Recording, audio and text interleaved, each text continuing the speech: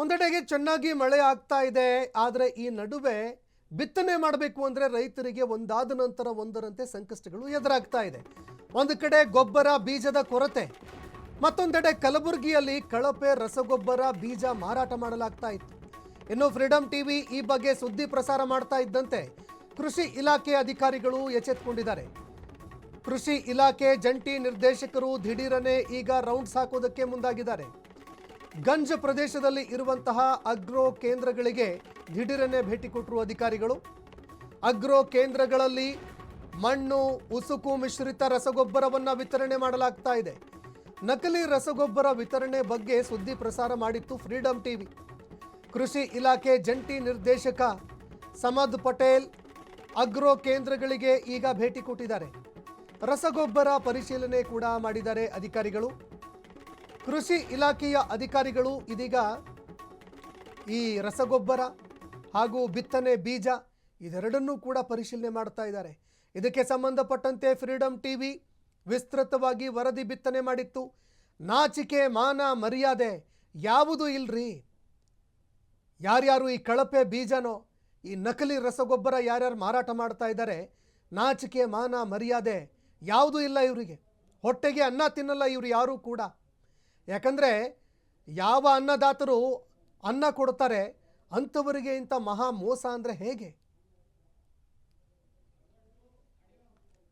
ಹಾಗೂ ಹಸಿರು ಸೇನೆ ವತಿಯಿಂದ ನಮಸ್ಕಾರ ತಿಳಿಸುತ್ತಾ ಹೆಸರು ರೈತ ಸಂಘ ಕಲಬುರಗಿ ಹಾಗೂ ಬಸವರಾಜ್ ಕೋರಿ ಮುದ್ಗಾ ರಾಜ್ಯ ಕಾರ್ಯದರ್ಶಿಗಳು, ಜಗದೀವಿ ಆರ್ ಹೆಗಡೆ, ರಾಜಗೌಡ ಸೋಮನಾಥ್ ಹಳ್ಳಿ ರೈತ ಮುಖಂಡರು, ಶ್ರೀದೇವಿ ಪಾಟೀಲ್ ನೆಲ್ಲೋಗಿ ಮಹಿಳಾ ಜಿಲ್ಲಾ ಘಟಕ ಅಧ್ಯಕ್ಷರು, ಮಲ್ಲಿಕಾರ್ಜುನ್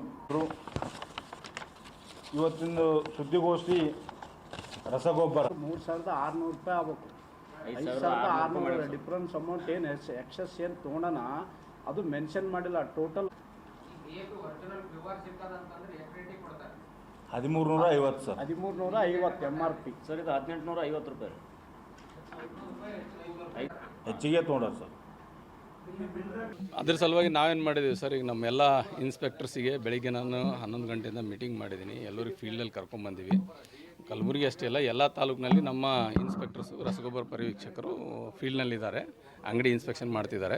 ಯಾವುದೇ ಕಾರಣಕ್ಕೆ 1350 ರೂಪಾಯಿ ಕ್ರಾಸ್ ಮಾಡಿ ಮಾರಬಾರ್ದು ಅಂತ ನಾವು ಸೂಕ್ತ ಕ್ರಮ ಜರುಗಿಸ್ತಾ ಇದ್ದೀವಿ. ಎಲ್ಲೆಲ್ಲಿ ದೂರು ಬಂದಿದೆ ಅಂಥ ದೂರು ಈಗ ಪ್ರೆಸ್ ಮೀಟ್ ಮಾಡಿದಾರೆ, ನಮ್ಮ ದೂರು ಕೇಳಿ ಬಂದ ತಕ್ಷಣ ಇಮಿಡಿಯೇಟ್ಲಿ ಸ್ಪಾಟಲ್ಲಿ ಬಂದೀವಿ. With it no time lapse. So ನಮ್ಮವ್ರ ದಾಖಲಾತಿಗಳು ವೆರಿಫಿಕೇಷನ್ ಮಾಡ್ತಿದ್ದಾರೆ. ಅದರಲ್ಲಿ ಏನಾದ್ರು ತಪ್ಪು ಕಂಡು ಬಂದರೆ ನಾವು ಕಾನೂನಾತ್ಮಕ ಕ್ರಮ ಜರುಗಿಸ್ತೀವಿ. ಮತ್ತು ಡೂಪ್ಲಿಕೇಟ್ ಅದಂತ ಹೇಳಿದ್ದಾರೆ, ಸ್ಯಾಂಪಲ್ ತೊಗೊಂಡಿದ್ದಾರೆ ನಮ್ಮ ಇನ್ಸ್ಪೆಕ್ಟರ್ಸು. ಲ್ಯಾಬ್ರೇಟರಿ ರಿಪೋರ್ಟ್ ಬರಲಿ ಸರ್, ಟೆಸ್ಟಿಂಗ್ ರಿಪೋರ್ಟ್ ಆಧಾರದ ಮೇಲೆ ನಾವು ಸೂಕ್ತ ಕಾನೂನು ಕ್ರಮ ಜರುಗಿಸ್ತೀವಿ. ಸರ್ ನಿಯಮ ಜ್ಞಾನ ತಗೊಳ್ಳೇಬೇಕಾ? ಇಲ್ಲ ಸರ್, ಯಾವ ನ್ಯಾನೋ ಏನು ಇಲ್ಲ. ಭಾರತ ಸರ್ಕಾರದ ಮಾರ್ಗಸೂಚಿ ಪ್ರಕಾರ ಯಾವುದೂ ನ್ಯಾನೋ DAP ಕಂಪಲ್ಸರಿ ಇಲ್ಲ. ಬಟ್ ಹೊಸ ತಂತ್ರಜ್ಞಾನ ಇದೆ, ಆ ಹೊಸ ತಂತ್ರಜ್ಞಾನದ ಮೇಲೆ ಇಳುವರಿ ಹೆಚ್ಚಿಗೆ ಬರ್ತದಂತ ಅವ್ರು ಕನ್ವಿನ್ಸ್ ಮಾಡ್ಬೇಕು ರೈತರಿಗೆ. ಅದು ಏನಿದೆ ಅವ್ರ ಕೆಲಸ ಇದೆ ಕನ್ವಿನ್ಸ್ ಮಾಡೋದು. ಇದು ತೊಗೊಂಡ್ರೆ DAP ಕೊಡ್ತೀವಿ ಅಂತ ಯಾವುದು ಕಾಯ್ದೆ ಕಾನೂನು ಯಾವುದೂ ಇಲ್ಲ ಸರ್, ಹಾಗೇನು ಕಂಪಲ್ಸರಿ ಇಲ್ಲ. ಅವರಿಗೂ ಕೂಡ ಇದನ್ನಿಷ್ಟು ಸೇಲ್ ಮಾಡಿದ್ರೆ ಇದು ಕೊಡ್ತೀವಿ ಇಲ್ಲ, ಅದು ಕಂಪ್ನಿದವ್ರದ್ದು ರಿಲೇಷನ್ ಸರ್. ಈ ಬಗ್ಗೆ ಮತ್ತಷ್ಟು ಮಾಹಿತಿ ಕೊಡ್ತಾರೆ ಪ್ರತಿನಿಧಿ ಪುರುಷೋತ್ತಮ್. ಫೋನ್ ಸಂಪರ್ಕದಲ್ಲಿ ಜಾಯ್ನ್ ಆಗಿದ್ದಾರೆ. ಪುರುಷೋತ್ತಮ್, ನಿರಂತರವಾಗಿ ರೈತರ ವಿರುದ್ಧ ನಡೀತಾ ಇರುವಂತಹ ಈ ಒಂದು ಅತ್ಯಾಚಾರ, ಅನ್ಯಾಯ, ಇದಕ್ಕೆ ಫುಲ್ ಸ್ಟಾಪ್ ಬೀಳೋದು ಯಾವಾಗ ಅನ್ನೋ ಪ್ರಶ್ನೆಗಳು ಎದುರಾಗ್ತಾ ಇತ್ತು. ರೈತರು ಕೂಡ ಮೊರೆ ಇಡ್ತಾ ಇದ್ರು. ಈಗ ವಿಸ್ತೃತವಾಗಿ ವರದಿಯನ್ನು ಮಾಡಿದ ನಂತರ ಅಧಿಕಾರಿಗಳು ಸ್ಥಳಕ್ಕೆ ಬಂದು ಪರಿಶೀಲನೆ ಮಾಡುವಂತಹ ಕೆಲಸಕ್ಕೆ ಮುಂದಾಗ್ತಾ ಇದ್ದಾರೆ. ಈ ಬಗ್ಗೆ ಮತ್ತಷ್ಟು ಮಾಹಿತಿ ಕೊಡೋದಾದ್ರೆ. ಕಲಬುರಗಿಯಲ್ಲಿ ಕಳಪೆ ರಸಗೊಬ್ಬರ ಬೀಜ ಮಾರಾಟವಾಗುವಂತ ಒಂದು ಸುದ್ದಿಯನ್ನ ಯಾವಾಗ ಫ್ರೀಡಂ ಟಿವಿ ಸುದ್ದಿಯನ್ನ ಪ್ರಸಾರ ಮಾಡಿತು, ಆ ಒಂದು ಸುದ್ದಿ ಪ್ರಸಾರವಾಗುವಂತ ಒಂದು ಬೆನ್ನಲ್ಲೇ ಇದೀಗ ಕೃಷಿ ಇಲಾಖೆಯ ಜಂಟಿ ನಿರ್ದೇಶಕರಾಗಿರುವಂತಹ ಅಧಿಕಾರಿಗಳು ಇದೀಗ ಫೀಲ್ಡ್ಗೆ ಇಳಿದಿರುವಂತದ್ದು. ಪ್ರಮುಖವಾಗಿ ಕೃಷಿ ಇಲಾಖೆಯ ಗಂಜ್ ಪ್ರದೇಶದಲ್ಲಿರುವಂತಹ ಆಗ್ರೋ ಕೇಂದ್ರಗಳಿಗೆ ದಿಢೀರನ್ನ ಭೇಟಿಯಾಗಿ ಕೊಡ್ತಾ ಇರುವಂತದ್ದು ಮತ್ತು ಆಗ್ರೋ ಕೇಂದ್ರಗಳಲ್ಲಿ ಮಣ್ಣು ಉಸುಕು ಮಿಶ್ರಿತ ರಸಗೊಬ್ಬರ ನೀಡಲಾಗುತ್ತೆ ಅಂತಕ್ಕಂತ ಒಂದು ಸುದ್ದಿಯನ್ನ ನಿಮ್ಮ ಫ್ರೀಡಂ ಟಿವಿ ಇದೀಗ ಸುದ್ದಿ ಪ್ರಸಾರವನ್ನ ಮಾಡಿತು. ಇದೀಗ ಸುದ್ದಿ ಪ್ರಸಾರವಾದಂತಹ ಬೆನ್ನಲ್ಲೇ ಕೃಷಿ ನಿರ್ದೇಶಕರಾಗಿರುವಂತಹ ಸಮದ್ ಪಟೇಲ್ ಮತ್ತು ಅವರ ಏನು ತಂಡ ಇದೆ, ಆ ಒಂದು ತಂಡ ಇದೀಗ ಕೃಷಿ ಆಯುಕ್ತರ ಒಂದು ಜಂಟಿ ನಿರ್ದೇಶಕರ ಸೇರಿಕೊಂಡು ವಿವಿಧ ಆಗ್ರೋ ಕೇಂದ್ರಗಳಿಗೆ ಭೇಟಿಯನ್ನ ನೀಡಿ ಪರಿಶೀಲನೆ ಮಾಡ್ತಾ ಇರುವಂತದ್ದು. ರಸಗೊಬ್ಬರ ಪರಿಶೀಲನೆ ಮಾಡಿ ಅಧಿಕಾರಿಗಳನ್ನ ಒಂದು ತಂಡವನ್ನು ತೆಗೆದುಕೊಂಡು ಅವರು ಪರಿಶೀಲನೆ ಮಾಡ್ತಾ ಇದ್ದಾರೆ. ಆಗ್ರೋ ಕೇಂದ್ರಗಳಲ್ಲಿ ಏನು ಮಣ್ಣು ಮತ್ತು ಉಸುಗು ಮಿಶ್ರಿತ ರಸಗೊಬ್ಬರವನ್ನ ನೀಡಲಾಗ್ತಿದೆ.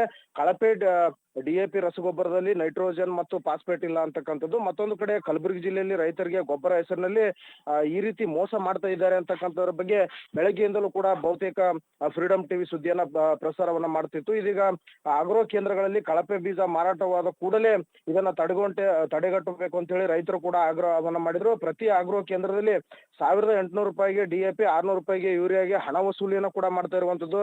ರಸಗೊಬ್ಬರದ ಕೊರತೆ, ಕಳಪೆ ಬೀಜ ಮಾರಾಟವಾಗುತ್ತಿದ್ರು ಕೂಡ ಯಾವುದೇ ಅಧಿಕಾರಿಗಳು ಗಮನ ಹರಿಸ್ತಿದ್ದಿಲ್ಲ ಅಂತಕ್ಕಂಥ ಸುದ್ದಿಯನ್ನ ಪ್ರಸಾರವಾದಂತ ಒಂದು ಹಿನ್ನೆಲೆಯಲ್ಲಿ ಇದೀಗ ಕೃಷಿ ಇಲಾಖೆಯ ಕೃಷಿ ನಿರ್ದೇಶಕರಾಗಿರುವಂತ ಸಮದ್ ಪಟೇಲ್ ಮತ್ತು ಅವರ ಟೀಮ್ ಇದೀಗ ಆಗ್ರೋ ಕೇಂದ್ರಗಳಿಗೆ ಭೇಟಿಯನ್ನ ಕೊಡ್ತಾ ಇರುವಂತದ್ದು.